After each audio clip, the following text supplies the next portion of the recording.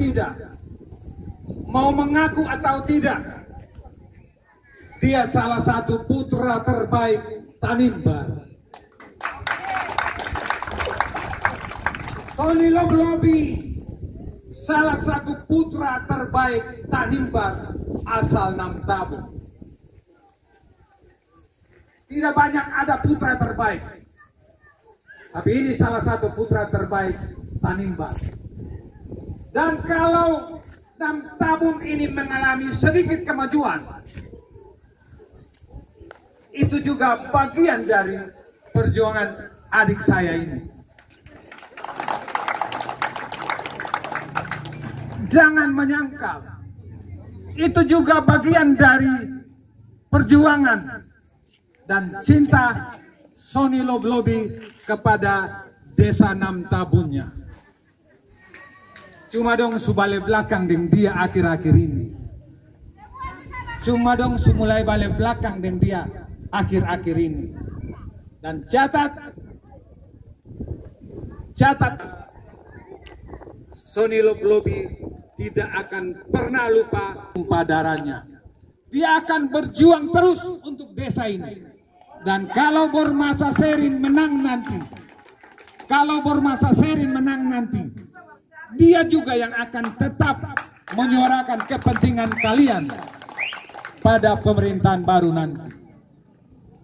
Bapak Ibu Saudara sekalian, beta pun waktu juga cuma sedikit karena dong bilang bapak keton cepat pula. Beta mau bataria sedikit dulu di desa ini. Ya. Kemarin kurang lebih 7 tahun lalu saya juga berteriak keras di sini.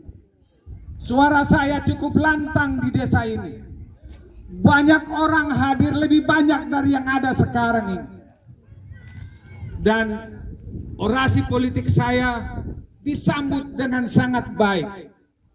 Saya menyangka bahwa semua itu akan kasih suara ke saya. Ternyata saya salah. Ternyata saya keliru. Sebenarnya mereka dalam hati ingin mendukung saya. Tapi ketulusan hati mereka itu kemudian dikalahkan dengan uang.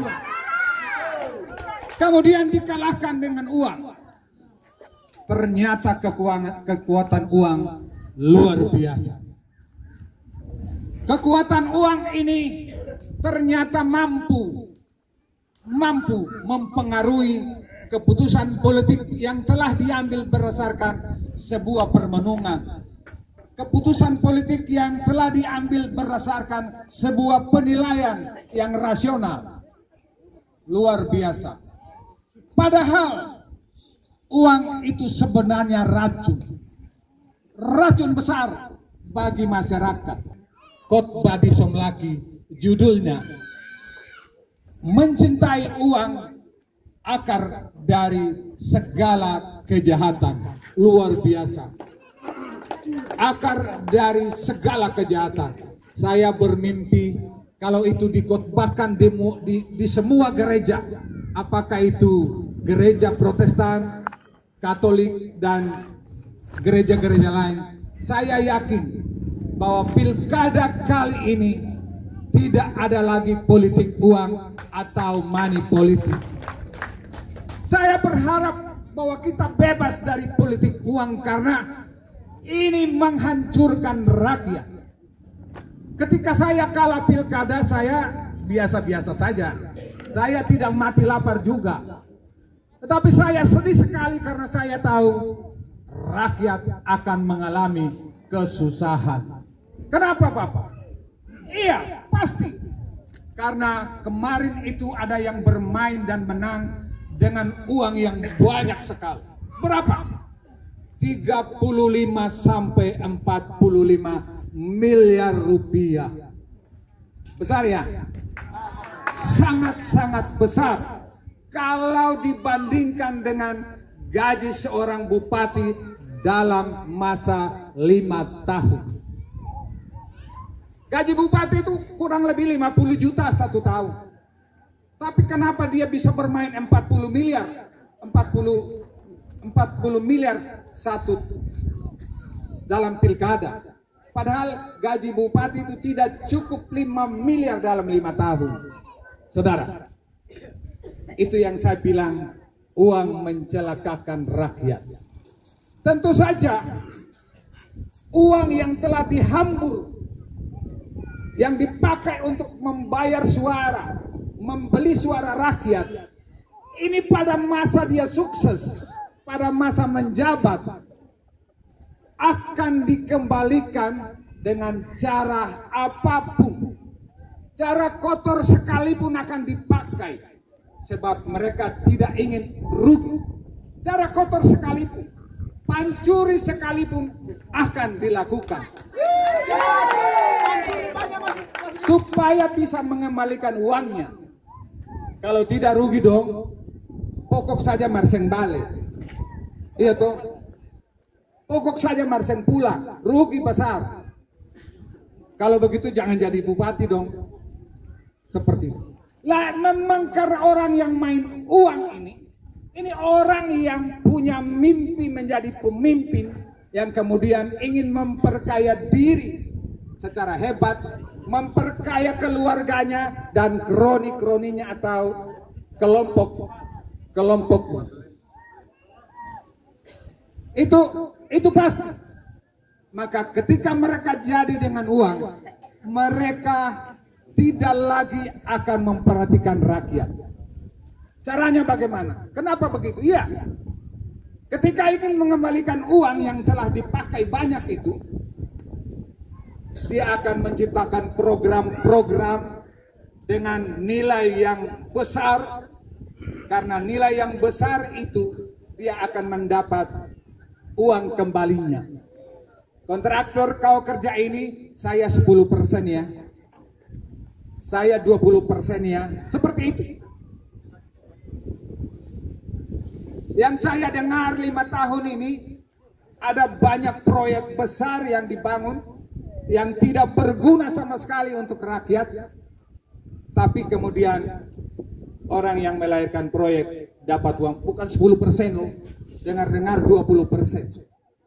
Saya kasih contoh, proyek Danau Lorulu itu dibuat dengan biaya 50 miliar rupiah, dana yang luar biasa. Ini mega proyek.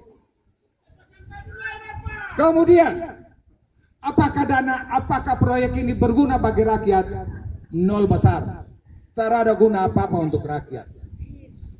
Tapi memang harus dibuat seperti itu, karang-karang proyek besar, supaya bisa dapat banyak uang dari kontraktor. Mau proyek ini bermanfaat atau tidak bagi rakyat, dia tidak pusing. Farek mau berguna ke sayang persetan yang ngomong, beta mau dapat uang dari proyek besar itu. Ini cara-cara yang akan dibuat sehingga rakyat dilupakan, rakyat terlupakan. Kasihan saudara, kasihan. Kemudian cara-cara kotor itu juga misalnya seperti yang Anda semua dengar, manipulasi perjalanan dinas. Jadi dong dari bawah sampai atas, kemudian sudah dapat pegang semua. Memang air itu kalau kotor di sumbernya, mata air kalau kotor, maka yang mengalir sampai ke laut akan juga kotor. Ya, akan juga kotor. Jadi kemarin kenapa kok daerah ini terlalu banyak korupsi, yang hari ini sudah kurang lebih 22 pegawai negeri ditahan, dipenjarakan. Kenapa? Mereka telusuri dari bawah, ternyata sampai ke mata airnya, ternyata mata airnya kotor juga. Itu karena apa saudara? Karena uang, karena money politik,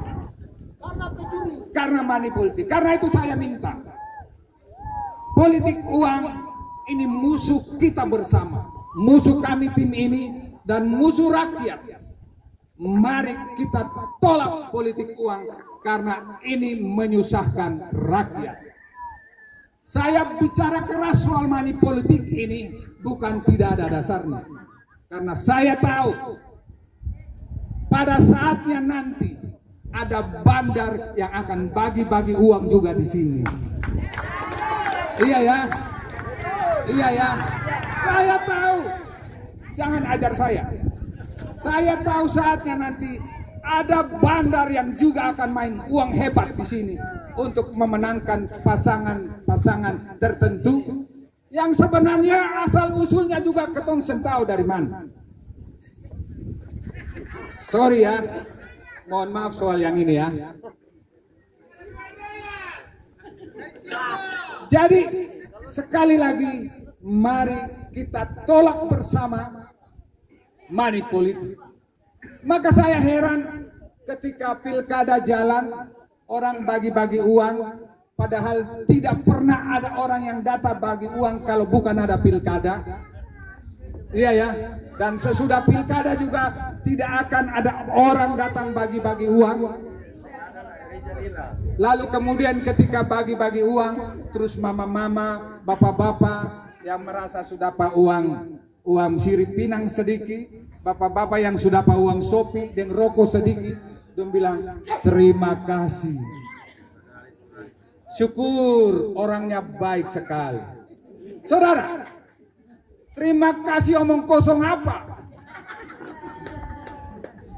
Saudara, syukur omong kosong apa? Yang dikasih ke saudara itu bukan berkat, itu sesungguhnya racun. Itu sesungguhnya racun.